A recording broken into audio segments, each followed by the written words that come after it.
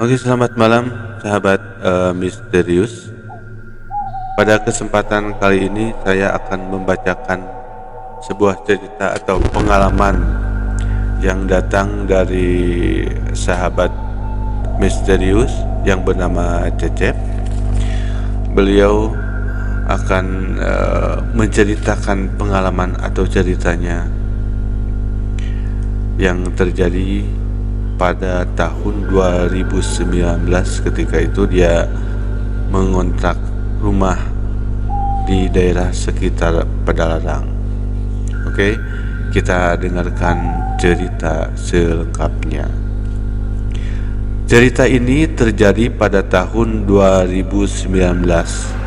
Ketika itu saya dan keluarga pindah dari daerah Bandung ke daerah sekitar Padalarang. Rumah kontrakan yang saya diami cukup luas untuk keluarga kami dengan 2 anak. Rumah itu terdapat 2 kamar tidur, 1 kamar mandi, dan dapur terletak di ruangan belakang. Oke, ini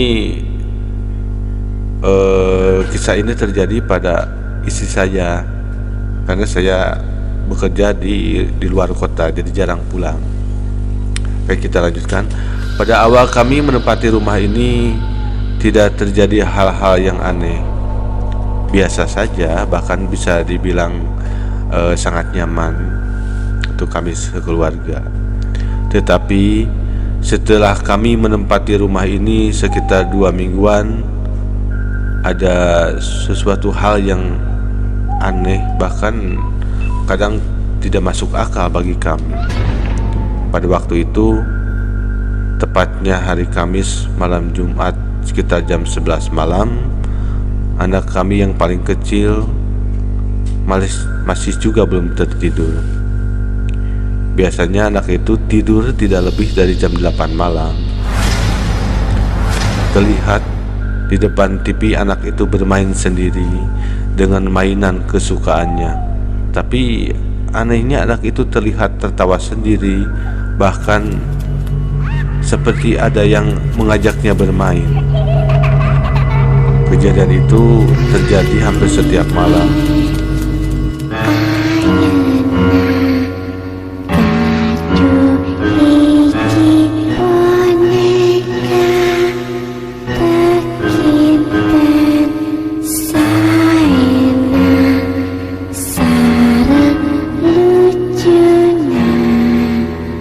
Awalnya saya tidak terlalu memperdulikan kejadian tersebut, tetapi ada suatu kejadian yang cukup menakutkan sampai membuat bulu kuduk saya merinding. Waktu itu saya akan mengambil air wudhu di kamar mandi yang terletak di samping dapur rumah saya. Dan perlu diketahui, di dinding tembok dekat pintu kamar mandi itu ada kaca cermin berukuran besar yang figurannya terbuat dari kayu jati dengan ukiran khasnya yang sudah sangat lama sekali. Oke, kita lanjutkan ke ceritanya. Pada waktu saya mau masuk ke kamar mandi, sekilas saya melihat ada bayangan di cermin tersebut. Seperti ada orang yang sedang bercermin, sekilas seperti bayangan wanita yang mempunyai rambut yang sangat panjang, tetapi mukanya kurang begitu jelas terlihat. Pada waktu itu saya tidak memperdulikannya. Kejadian itu saya anggap cuman halusinasi saja. Tetapi kejadian itu sering sekali terjadi, terutama pada hari Kamis malam atau malam Jumat. Dan pada suatu hari saya mengalami kejadian yang sangat menakutkan sehingga membuat kami pindah dari kontrakan itu.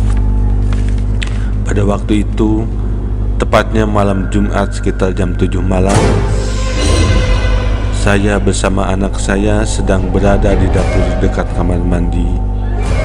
Anak saya menangis tiba-tiba, bahkan matanya terus melihat ke arah kaca cermin tersebut sambil tangannya menunjuk-nunjuk.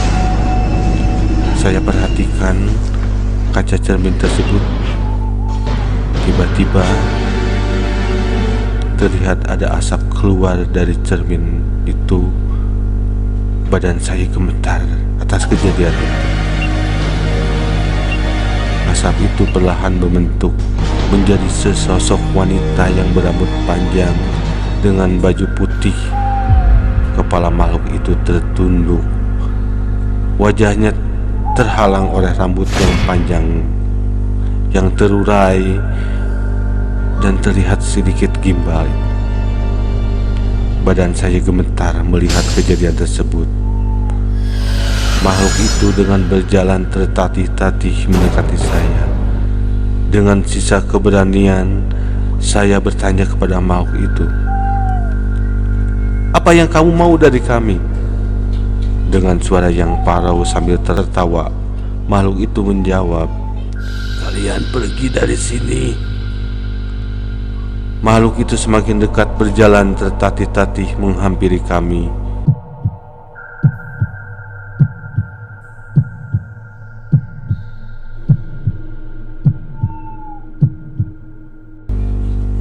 Dengan tenaga yang tersisa, saya berlari sambil memeluk anak saya keluar rumah.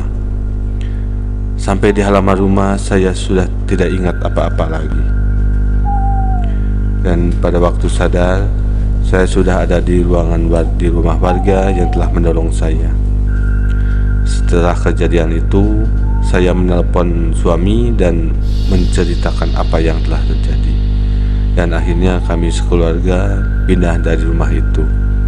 Demikian kisah atau cerita dari sahabat misterius yang bernama Cecep.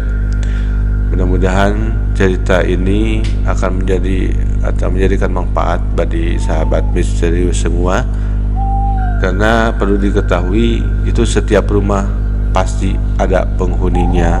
Jadi kita harus berhati-hati atau menghargai atau berpamitan sebelum menempati rumah yang kita tinggali.